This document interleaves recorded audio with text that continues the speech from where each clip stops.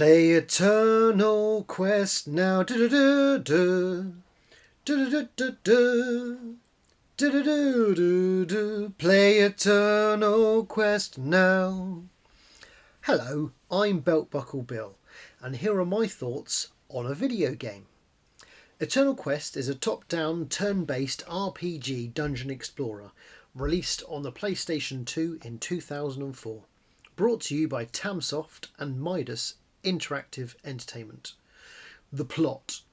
There were two raging armies, one led by a shogun, the other a realm king, and a war led to plague and starvation. The dogs, greed and ambition, spread wild across the lands. Evil and malice, I'm assuming two other dogs, found their way to Jinuma. Luckily, the shogun ordered Gyukuru to wipe out the demons. That, I guess, hid in an ever-changing dungeon in Jinuma. Let's be real. Whilst there is a plot, it doesn't overly matter. It doesn't develop further until level 50, which ends in a boss fight. But I won't spoil it in case any of you are brave enough to roll up your sleeves and delve deep into this, as it isn't a quick playthrough. So, you are Gyukuru. You can move in any direction, if the dungeon will let you. You can move, block, melee attack, and throw throwing weapons, if you have them. Each time you carry out an action, the enemies carry out an action, even if you can't see them. This will make sense later. As you take turns trying to descend the dungeon and destroy the evil on level 50. I seldom used block, it didn't seem to do too much, and sometimes you naturally block anyway. If you have a melee weapon equipped, you'll use that for your melee attack. The weapons have a durability, so once you've used it X amount of times, it'll break, and you'll have fisticuffs only, which are significantly weaker. You start with a sword, and pick up other weapons as you explore each level. And explore each level you should, as the enemies get significantly harder the deeper you go, which shouldn't really be a surprise to anyone. The game was super hard initially. The first handful of times I played it, I died pretty darn quickly. You start at level 1, which tracks, then walk to the exit to level 2. Think gauntlet, and so forth. If enemies see you, they will typically move towards you and bash the heckins out of you. Bugs take at least 4 hits, but they can kill you in 4 hits too, so don't try to take on more than one.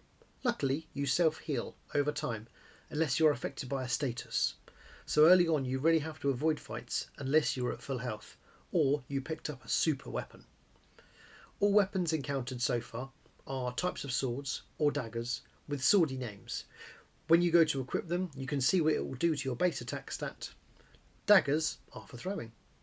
Other items you pick up include armour, which improve your defence, herbs and pills, which have varying attributes such as restoring health or recovering from a status effect, like poison. Statuses are received from enemies during battles and include burn, manic and paralysed.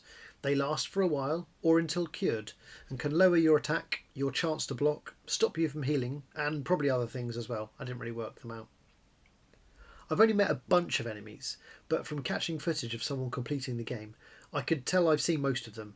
They just change colour and design slightly, and they become slightly more powerful and have different names.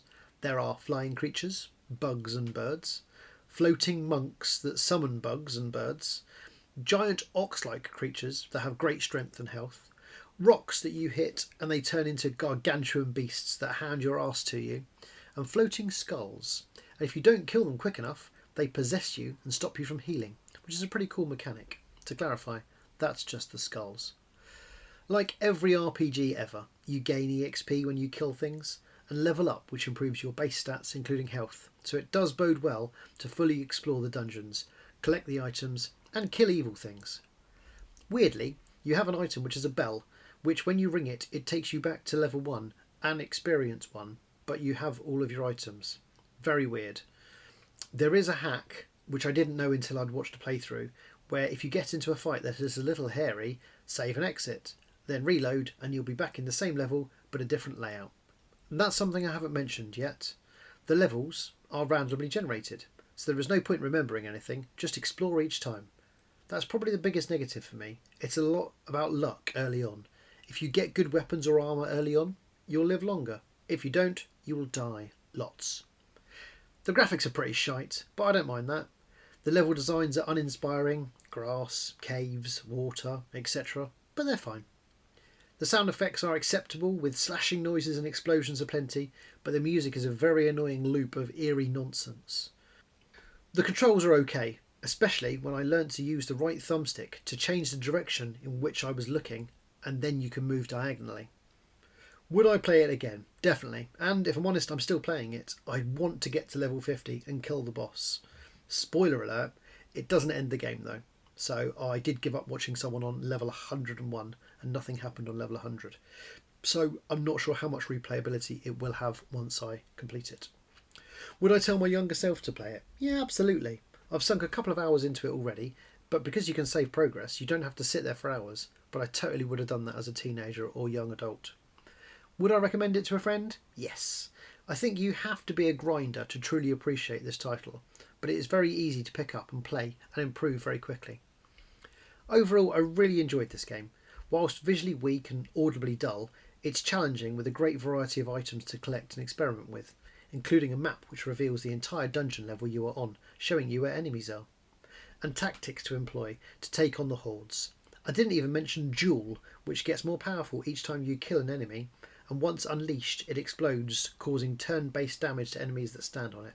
It's pretty cool. Belt Buckle Bill says, give it a go. Thank you for watching and or listening. If you like this content, then like.